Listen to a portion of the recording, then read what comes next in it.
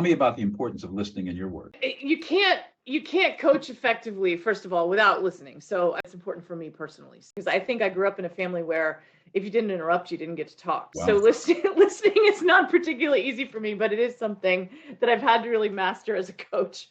But more importantly, I think at the most senior levels, what's interesting to me is that most executives are rarely told the truth. So they have to listen very differently and set very different expectations if they really want to understand what's going on in their organization. And that was something I learned early on in my career. As a 24-year-old in front of a CFO of some big, company was like, whoa.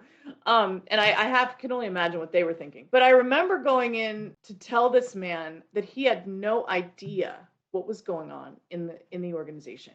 And he didn't, because nobody was telling him the truth. And I was definitely the bearer of bad news. Right? So it didn't go well the first time I had to do that.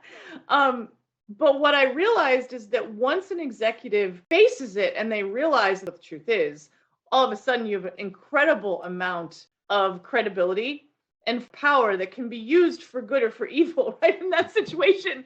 And I want to help these people figure out how to get the truth in a way that they don't have to get this big shock of their lives when I show up. We can help executives set expectations to where people know that they're expected to have the candid conversation, discuss the difficult issues, because if we can't get these issues on the table, they can't be solved.